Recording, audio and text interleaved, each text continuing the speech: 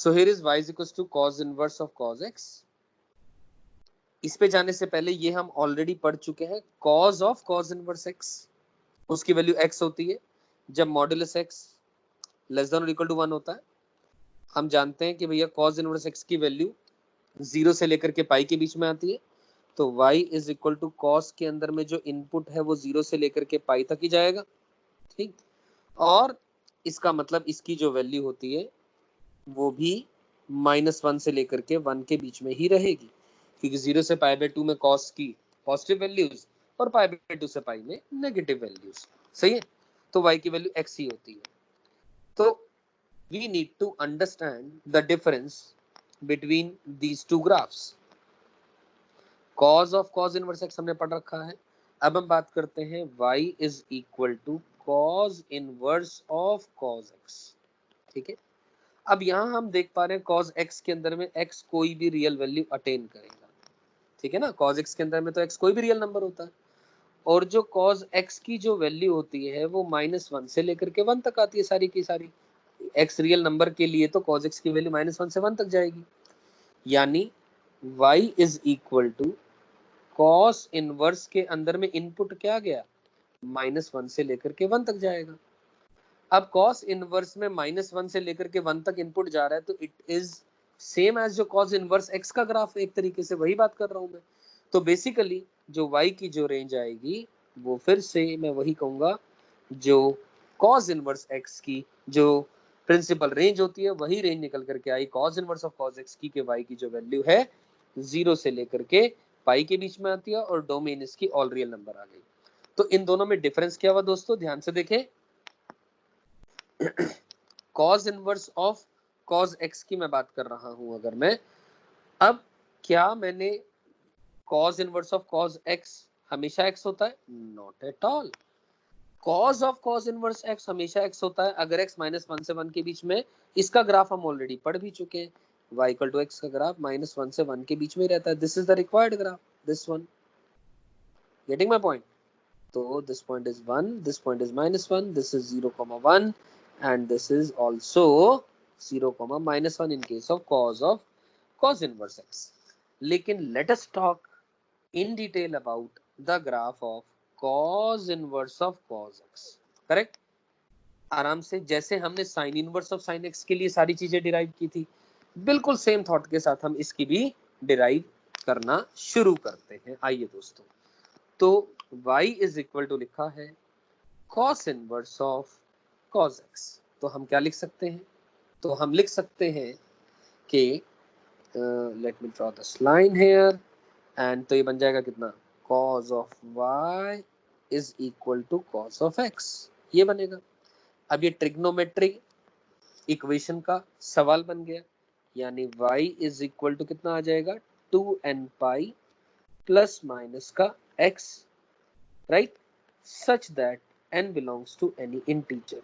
I am repeating, cos y is equal to cos x का मतलब है y is equal to 2n pi plus minus x such that n कोई भी integer को belong कर रहा है। सही है बात। अब हम अलग अलग बातें करना शुरू कर देते हैं। अब y की तो रेंज हमारे पास आ चुकी है भैया कि 0 से लेकर के पाई तक है, सही है। अब अगर मैं जैसे sine inverse of sine x में डिराइव किया था, एक एक करके लेट अस से मैं n इक्वल टू 0 के लिए बात करूंगा, तो y की वैल्यू क्या आ गई, प्लस माइनस का x आ गई। अब प्लस माइनस x हम जानते हैं एज y की वैल्यू 0 से लेकर के पाई तक आ रही है, तो y की वैल्यू अगर मैं x ले रहा हूं तो इट इम्प्लाइज y की जगह x पुट कर दूंगा तो x की भी वैल्यू 0 से लेकर के पाई तक आ रही है। लेकिन अगर मैं y की वैल्यू माइनस x ले रहा हूं तो जो x की वैल्यू है कहां से कहां तक आ जाएगी, माइनस पाई से लेकर के 0 तक आ जाएगी, वो बात इनइक्वालिटी चेंज हो जाएगी। और इसी तरह अगर n की वैल्यू में 1 सब्स्टिट्यूट करूं, ध्यान से देखें दोस्तों, n की वैल्यू 1 सब्स्टिट्यूट करने पर y is equal to 2 pi plus minus का x आ जाएगा, ठीक। और दो बातें, यानी 2 पाई प्लस x और 2 पाई माइनस का x, सही है।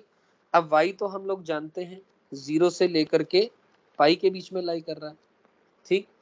तो as y is equal to कितना, 2 पाई प्लस x, तो मैं लिख सकता हूं, क्या लिख सकता हूं, कि जो 2 पाई प्लस एक्स है वो greater than equal to 0 less than equal to pi हो जाएगा।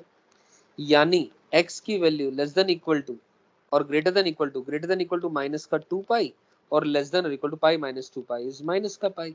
अगर x यहाँ से यहाँ तक है तब जो y की वैल्यू आ रही है वो x प्लस 2 पाई आ जाएगी। क्या ये मेरी बात समझ में आती है? अब y की वैल्यू यहाँ x प्लस 2 पाई है अगर x यहाँ से यहाँ तक है, और इसी तरह y की वैल्यू 2 पाई माइनस x के थ्रू भी निकालो बात।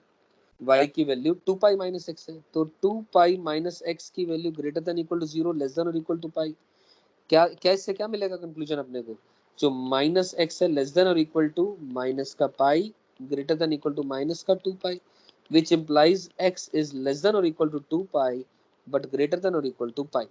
अगर x यहाँ से यहाँ तक है तो हमारे पास y की वैल्यू क्या आ गई? y की वैल्यू आ गई है 2 पाई माइनस का x।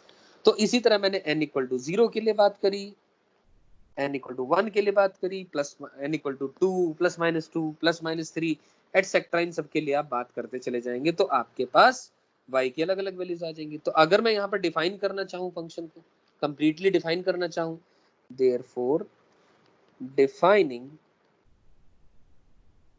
द फंक्शन नाउ, अगर मैं पूरा फंक्शन को डिफाइन करना लिखूं, सारांश लिखना चाहूँ यहाँ तक अगर जो मैंने बातें लिखी है, तो y की वैल्यू क्या क्या आ जाएगी? ध्यान से देखें दोस्तों, y की वैल्यू आई है, सबसे पहले n इक्वल टू 0 के लिए ये x और माइनस एक्स आ रही है वैल्यूज, तो ठीक है दोस्तों। तो यहाँ पर मैं लिख सकता हूँ x, अगर x की वैल्यू क्लोज 0 से लेकर के क्लोज पाई है, माइनस एक्स है अगर x की वैल्यू माइनस का पाई से लेकर के 0 तक की वैल्यू है, और इसी तरह पाई से 2 पाई में वैल्यू क्या आ रही है? 2 पाई माइनस का x आ रही है। 2 पाई माइनस का x अगर x की वैल्यू पाई से लेकर के 2 पाई आ रही है, ये नीचे तक चलती जाएंगी बातें, और इसी तरह कितना आ जाएगा ये 2 पाई प्लस x आ जाएगा जब x माइनस पाई से माइनस 2 पाई आ रहा है, तो 2 पाई प्लस x आ जाएगा जब x की वैल्यू माइनस का 2 पाई से लेकर के माइनस पाई आ जाएगी, ये ऊपर तक चलता जाएगा। You getting my point? तो ये फंक्शन अपने ने डिफाइन कर लिया, पीछे तक भी चलता रहेगा और आगे तक भी चलता रहेगा। यहाँ तक अपने को बातें समझ में आ गई हैं। अब इसकी बदौलत अपन लोग इस फंक्शन का क्या बना सकते हैं? We can make a graph of this function. तो आइए दोस्तों ग्राफ बनाने की कोशिश करते हैं। अब ग्राफ बनाने की कोशिश करते हैं, काम करते हैं, ये लाइन बनाते हैं। Let me draw this line. No doubt हमने ऊपर ग्राफ ऑलरेडी बना हुआ है, लेकिन एक बार हम थोड़ा सा ग्राफ बनाना सीख लें, बिल्कुल लेमन भाषा में, रॉ टर्म्स में, ताकि अपने को इसमें किसी भी बच्चे को दिक्कत ना आए। You getting my point? तो चलिए, तो ये रहा, वैसे तो ऑलरेडी ग्राफ बना हुआ है हमारे पास, दिस वन, ठीक है।